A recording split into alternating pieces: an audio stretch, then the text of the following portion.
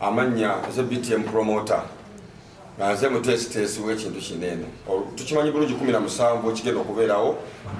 ye mwana mulenzi ono MC Stubborn Kalidaru nga concert yesoose this Friday. Kalidaru ogolaba ku TikTok n'akusesa n'ofa mujeno obutambala babi bagedde mujeno obutambala saga mtu agenda kuseka akabe okwate ate ekitambala ky'emmeza kyogenda okusimuuza kubazo nseko alinga twakikoze mix era ogenda kuboseka obo kyaseka boti ng'ate lipazo yakuba oboli ona Nathan inakuba oboli awasidiki vocals ku 10 ndommeka 10 zezi tano twagabudde bugabuzi emitwalo 2 VIP table tuteka ku mitwalo aga bantu banga abanda bana bampuliriza amanya neddoboozi MC Stubborn Kalidaru smallest comedian sebutono stand up comedian actor influencer brand influencer menye kindeke ki temwina kyemutamanyi bana abantu bange mbakoola mwenna sijja gamba nti 17 bwana yogera 17 bana Uganda bamanyiga mwezi gujjo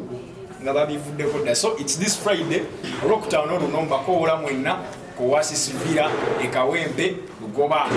abantu be Makindi abantu be Salama abantu be Ntebe mwe namba kola kuba tikitizo adenga bazigula ngava mu areas ezenjawulo abe Kawempe bosh Kawempe yo nakati ina ticket chemanyi Kawempe yo bana emuswaza abantu be Kawempe ate mwe mukire kuba kati abe Kawempe jukira kati yalanja ko yingira emilyango tujigula sawa 12 sawa 12 ngemilyango nyimigule shetani ke bayisawe mu Stubborn nya ku stage sawa nya kati wana agamba nti ojje sawa nya Stubborn bwenenya ku stage ndishuwa toina wajja kuyita toina wajja kuyita so wekeera jukira omuntu w'okukitundu yaga yalangenda kuyingira sawa na kati gwave wala kiba beta n'okeera n'ofuna entebe yo nga bukyali kwene weetuulira because wojja late toina wajja tula siwe kibiti toina wajja tula so kati wekeera obukinga ekifo kyo onyumirwe show yo show twagitadde ku 15 VIP emitwalo 2 table emitwalo 2 so kati bona abatokedde jukira zino sente ntono kati zino sente wezibere ntono buli mwaso okola ki okusaafuudinga so mbadde nsaba mukire mutuule onyumirwe show onyumirwe ogaiti ettano zange ziweddeyo b'ekyebiri kati tosobola teeka mitwalo 2 bw'oteekayo emitwalo 2 n'otuuka kale katugambe ku saawa nyanze kweninnyira stage ne malirizo performinga ogenda kuba onyumiddwaki sente zo zijjamba teziweddeeyo so sente zo ziba teziweddeeyo nze muba oyagala sente zo ziggweyo mangwekeere onyumirwe ali the better okeere obeeremu owulire nga mutuufu ettefite lyange oba emitwalo 2 giweddeyo tuseeseteesa abaana abagenda obbaaniriza nasula VIP yange agenda kugamba tuula wano ate lyakkoonako nga teri so newe ba ordinary era mwenna mugenda beera bulungi twasetinze bulungi VIP wetuula ordinary webeera then n'aba tables banaye tables ziweddewo bookinga tables so mbakoola mwenna olunaku olwokutana alabye vidiyo eno olunaku olwaleero lwakusatu okwosa enkya mbakoola agirabye olwokuna enkya nkukoola agirabye olwokutaano nkukoola owa Saturday naye Masaka olime bulimi okujjako nga mulina ebibuuzo bye mumbuuza ebisinga byonna ndoza mbitotodde bulungi.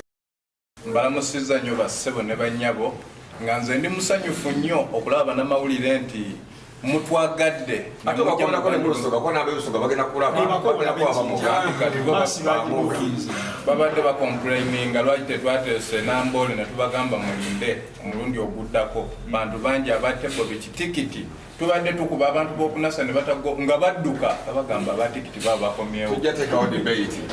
zekamulo era Namboole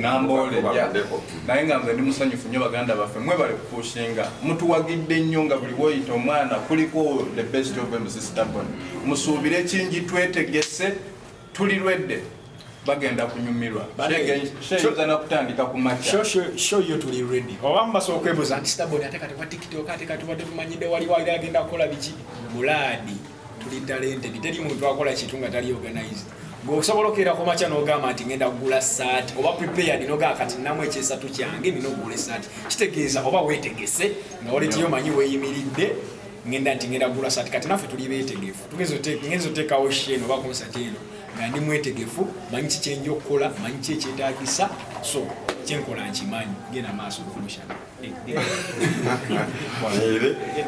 ate munagamba nti bade yakana kasiru wako kitufu abakumanyi kitufu mpaka watasobola kuwangala mu kutegeera dakika 2 era nga bw'oyira ti Stubborn kigenda kuvayo bannaayo kaliddalu mugenda kukirabako naye kyobusiru kaliddalu tokinyimbira kuba kyoli naye nga bambi ate balidawe ngenda okwebaza nnyo basaponsa baffe mwebale nnyo mwebalire ddala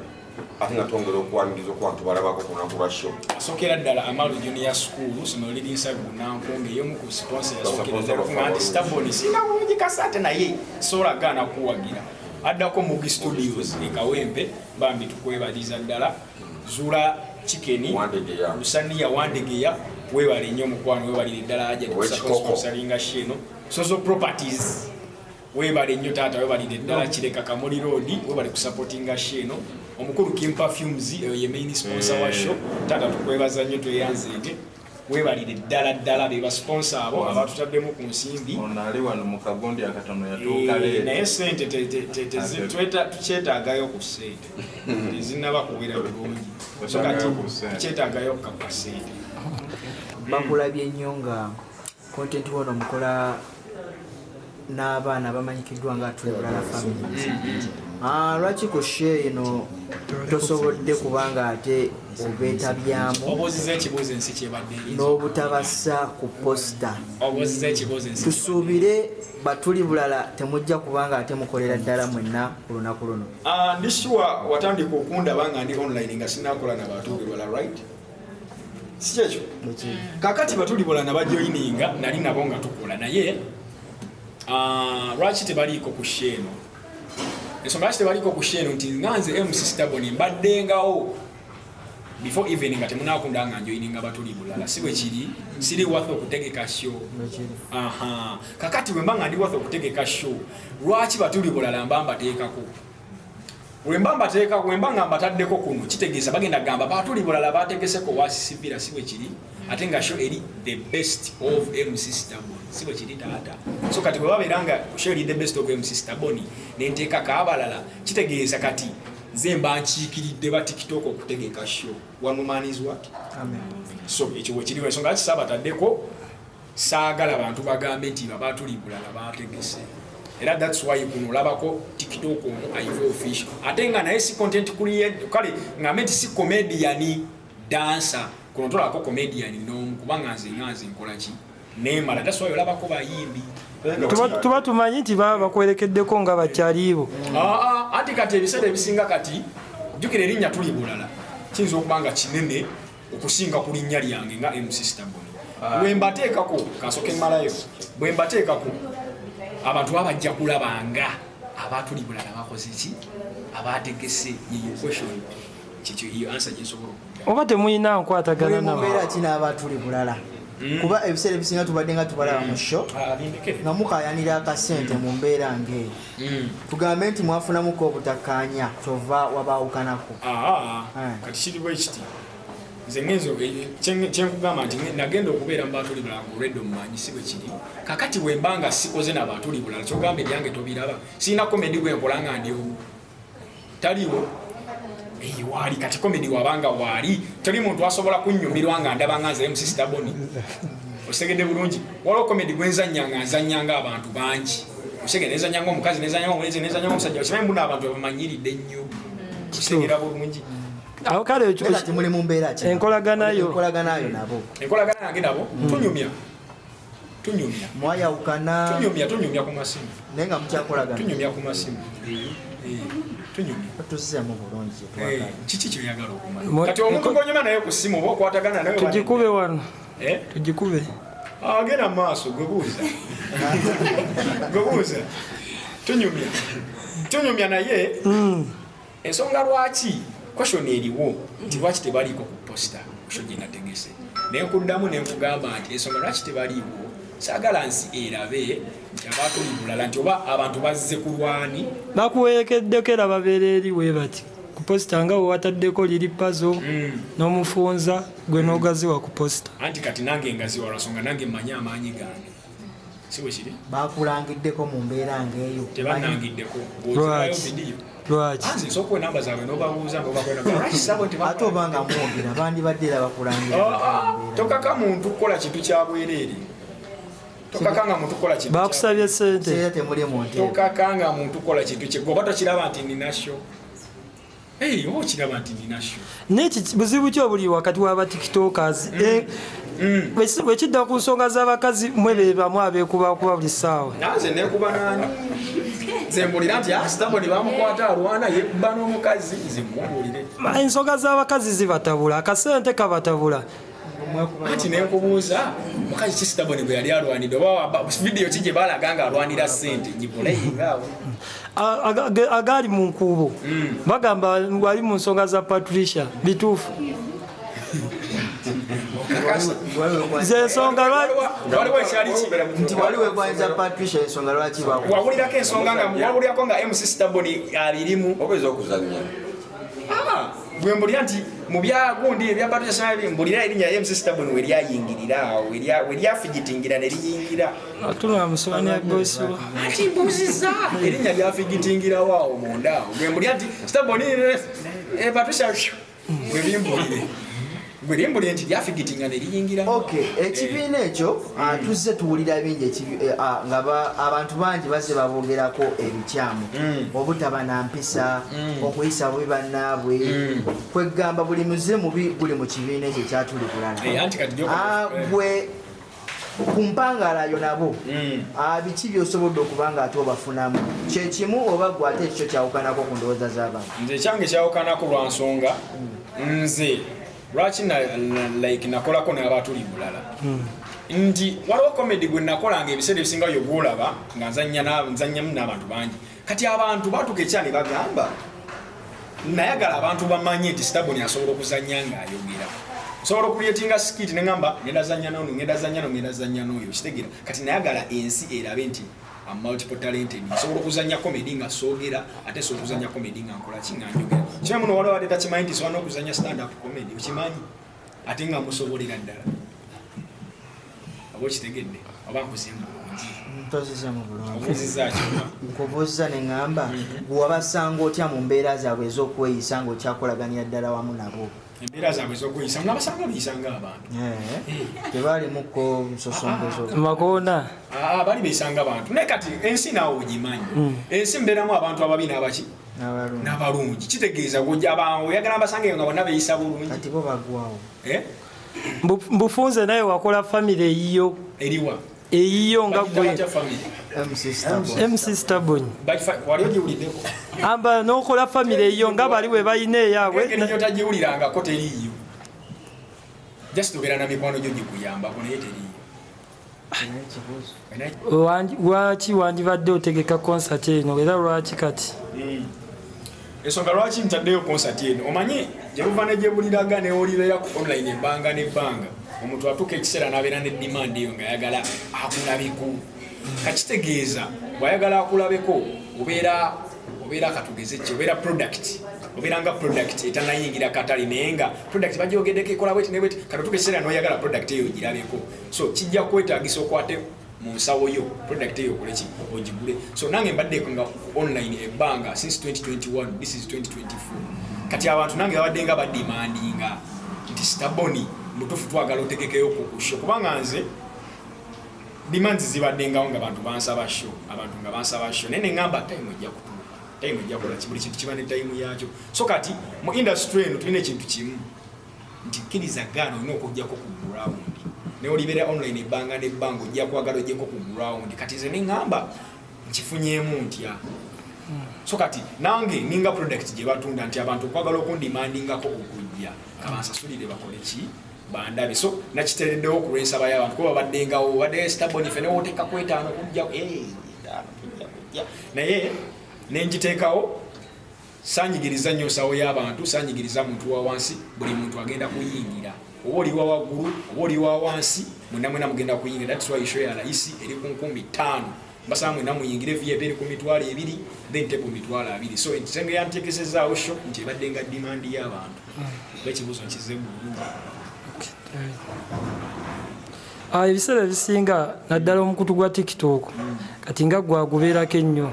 abantu bangi nnyo bavuddeyo ne bakolerako abamu bawemulirako abantu. What's your take? Kakati kiri bwe kiti ebiseera ebisinga Katonda wabanga akuwadde chance ogikozesanga. Kati Katonda wabanga akuwadde chance n'oweza follow ku online gikolemu ekyamagezi backing ekyo gifunamu. Kakati nze mbadde nga gifunamu nfuna obulango nfuna biki naye ntuse ekiseera ne ngamba nti ddala wemba real artist nga ndi artist nazalibwa kubeera artist oba entertainer tekinneetaagisa okubeerako ku stage tekinneetaagisa ogibeerako so kati abo Katonda yabawa chance Katonda yakuwa chance n'ovumirako abantu ng'ofuna it is okay naye Katonda yabakuwa chance n'ofuna onobeera famous online n'oba ng'ovumirako bantu nga tosobola kifunamu then kati awo wakuba bbali so kati nze chance nina okugikozesa mwembeera w'amaanyi ku online ne ground kangikozese sobola okubanga time yange wenatukire okugwa kuba sijja kubeerako paka ekyo kyoshiwaddiiro waliwo abalala bajja okujja mukirize mugaade so kati nange time yange eggweko bagamba Stubborn time yakola ki gikozesa oba ekibuzo kizeemu bulungi. Olina ba tiktokers bangi abakugoberera tebaliiko bangi kuliko omu kale ngamba fan base just ntegeza fan base so abantu bangi nnyo abafollowings olwa tiktok kale ne avenues endala mu buufu obwo abamu tebali mu Uganda olinawo nteekateeka ki ku sheeyo waliwo abaagala okukuwa kasente mu line eyo point 1 n'abandyagadde followinga sheeyo naye nga tebaliwo wano kakati abandyagadde okufollowinga sheeyo oba okunsupportinga mu ngeri endala yonna enamba waliwo enamba eziri ku platforms zange osobola okuyita kweza enamba n'okuba n'ogamba nti oba Stubborn ndi kuba ne online kweziri osobola okuba enamba online enamba eri 0762 830 329 0762 830 329 enamba osobola okuyitako ng'oli offline oba online osobola okunkubirako ng'olina support gy'oyagala okumpa oba ki osobola 0762830329 enamba osobola ogiyitako n'onkubirako oba ng'olina kyoyagala okwogera oba kikasa kibanga kigatta ku show. Lwaki wategese Lugoba? Ensonga lwaki nategese Lugoba wandimuza lwaki nategese Kawempe kuba Kawempe munene eno bayita bati Kawempe nayo Kawempe Lugoba. Ensonga lwaki nategese Kawempe eno ndi mwana we Kawempe saazaalibwayo naye ntya nasomerayo nnyene Kawempe okuva P4 paka senior fondo za emyaka nga 8 kati ate ng'omanya ebiseera ebisinga nga tusoma tubamu nezi holiday kati holidays ezo ebiseera ebisinga saddanga yeewaka nabeeranga mu Kawempe nnyo era ebifo ebimbi nasinga okubeeramu nnyo Kawempe so ate amaanyi gange we gali kuba ndi mwana we Kawempe kyamazima amaanyi gange gali omanye ekitunga kino kuzzaamu amaanyi nze nganza abamu basookera mu bibuga naye nze nsookera waka nesooka mpikinga emikisa gyawo then ndyoka ngenda mu bitundu ebirala. Birungi ki omuntu by'oyinza okwenyumiriza mu TikTok nga ggwe? Ebintu byenyinza okwenyumiriza mu TikTok ekisookera ddala nze okuva obuto nayagalanga nnyo okubeera famous nengamba bannange singa nagemberako wakabi bannange nenfuuka kati we nafuuka nengamba kati neetaagayo nno ku ssente so kati nesobola okugyenyumirizamu nti we nali emabega ebimu ku birooto byange kubeera w'amaanyi wadde kale sinnabatuuka nnyo naye ninako wendi olugendo lw'okubeera ow'amaanyi so kati kyenyenyumirizamu nti dream yange emu yatuukirira ekyokubiri life yange nekyukamuko financially kati wekyukamuko financially kuba nayagalanga nnyo okubeera nga financially I increase through entertainment so mbuuza kyekyo naabo abasuubira otandika TikTok oba kifaananyi ki ekirungi nga si kyakuvoola ggwanga si kyakuvoola muntu ng'omu nga kiyinza omuleetera okufunamu nga bweofunyeemu anti kati ekifaananyi ekirungi kwoba olabira nze because nze tompulirangako mu misango gyonna wali ompuliddeko mu misango gyonna ate mbadde nga mugumiikiriza kubanga natandika okubeera online 2021 naye tandise okugifunamu 2024 kati imagine ero nebbanga nali nteekamu ate ekyo nsobola kiruleetinga bwenti nti following osobola okugifuna sijja kugamba nti jangu ozanye byenzannya oba genda oyimbe oba genda okole kino naye bw'obanga oli talented giramu ekyo kyowulira kyeweewulira because ojja kubeera ng'oli muyimbi oyagala ogamba nti okufuna following oba okubeera ow'amaanyi ku social media olina kukola kyenkola wabula gwegiramu ekyo kyowulira nti okisobola okiteekemu amaanyi okiteekemu obudde n'obugumiikirizo ojja kifunamu. bibi biki byosanze mu TikTok? Ebibi ensanze mu TikTok akabuuza ku kalungi ekisookera ddala bwe kiti data yantwala speed nakati data menya simu eguluza data wa Uganda ali so expensive wankyogere bwintyo data wa Uganda ali too expensive whereby nti oteekako fite nelimalako eddakiika 2 kati whereby GB 2 ndo za 15 kati GB 2 tesobola kumala naye ndishuwa GB ezo teziwera so problem esokera ddala data ali too expensive so because neobango ina sente naye nawe okiraba nti data wa bbeeyi si bwe kiri ekizibu ekirala kyensanzeeko kati naddala TikTok eyo basically TikTok eyo erimitinga whereby nti osobola okuba nga olina content gw'ozannya nga mwetaaga katugeze skiti nga mwetaaga okubaamu akambi naye nga sinti ogenda fumbita muntu naye logarithm era erina engeri gye oba logarithm tugende mumakyekyo kati eyo kati bagikolanga kasitotekamu oba ene weapon video bakolaki okulaga omusaayi oba okulaga omusaayi oba omuliro video bagikwata kati video bagikwata of course jikule babo gitaddemu obudde oba ki video bagikwata kinyiza nnyo ate disorganizing obwongo wange na jikule babo gitaddemu time oba gitaddemu ki babako ebitombi onewe bupanchi ngolesi boti ngolaga nti ogenda okuba omuntu basobola okugikwata tofunayo bantu bajjayo akawo ne bamusa ku akawunti zaabwe gye bali naye nze mba nasooseeyo dda kitegeeza byabikomawo yo TikTok yate yo bagikola we batyo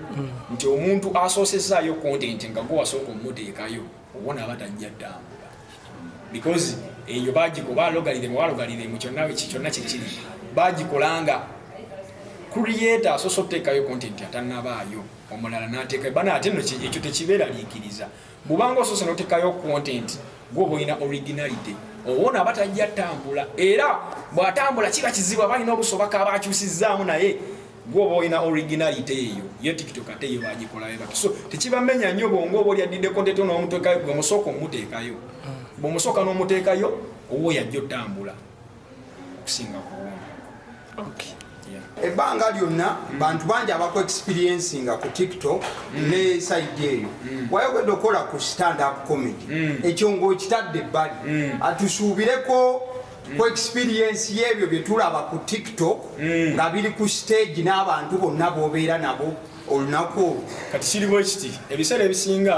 ekyo kibuzo kirungi because abamu kibali mu mind nti omuntu kyakulabako ku TikTok nawo no kyabagenda olaba ku stage naye my people njala mbagamba ekintu kimu nti eno stage it is ground ebintu biba birala bw'oyagala oddira ebya online obiteeke kuno bigenda gaana audience ogenda kugibowa kati nze kyengenda okukola sigenda kukwata bya online mbiteeke ku stage wabula ngenda teeka ekirina okuteekebwa ku stage ate ojja kunyumirwa because nze nkimanyi